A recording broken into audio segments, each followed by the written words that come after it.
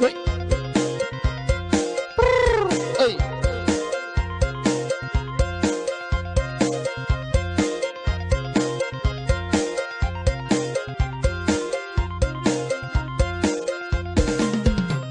สาวเกตโพนงา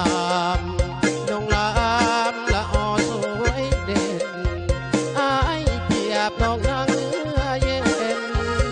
เป็นหนึ่งอยู่ในหัวใจ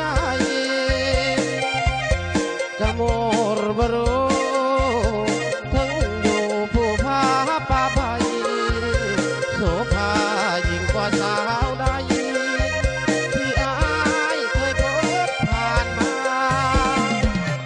เห็นน้องเมื่อทองอยู่ในงานกระบอกใหญ่แม่ลมที่หนาวเพียงใดแต่อุ่นใจเมื่อใกล้แก้วตาเดือนสามออกใหม่สามคำมวนชื่นเฮฮาเป็นวันที่เฮาสัญญาว่าจะรักกันอีหลีนานจนมาไกลหอบใจมาฝากให้เจ้าสงสารแน่เด้อน้องเยาอย่าฟ้าวเบี่ยงบ่ายนายผู้บ่าวบ้านไกลมันหมายมาฝากไมตรีหากน้องโปรดภายพลันอ้ายคงมีบุญเหลือล้ำเมื่อจะจากไกลหัวใจอ้ายเป็นเมืองว่างย่านสาวเจ้าจะจืดจางย้ำห่างอย่าเฝ้าลืมคำจงคอยอ้ายก่อนกะโมรบรูคนงามสิหา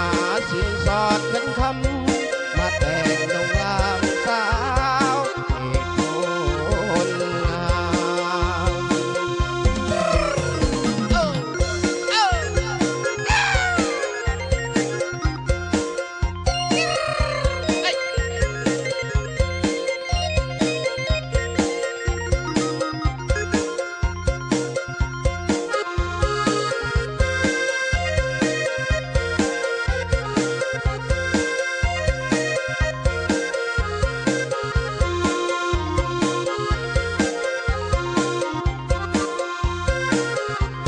ด้านจนมาไกลหอบใจมาฝากให้เจ้าสงสารแน่เด้อน้องเยา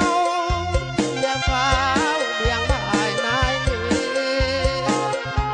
ผู้บ่าวบ้านไกล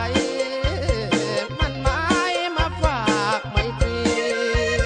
หากน้องผู้ทายกันอ้ายคงมีบุญเหลือล้ำเมื่อจะจากไกลหัวใจอ้ายเป็นเมืองว่างย่านสา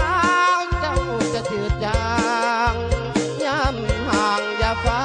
ลืมคำจงคอยอ้ายก่อนกะโมรบารูคนงามที่หาสินสอดเงินคำมาแต่งหนุ่มลานสาวเกตโพนงามขอบพระคุณใจไม่เป็นไรเด้อหอบพิเศษพอดีทั้งหอบพิเศษของท่านสุมีอินวงคำและกระท่านสุริพลแสงโพเพชรพร้อมทั้งบุญล้วนมาจากโรงเรียนกสิกรรมแขวงโซนเขตอาจารย์เชงเดชที่จัดงานอยู่ที่โรงเรียนมัธยมโรงเรียนประถมบ้านกระพิ้งใหญ่ของเราและการอำนาจการปกครองเถ่าแก่ในโฮมทุกภาคส่วนขอจงเจริญขอจงเจริญ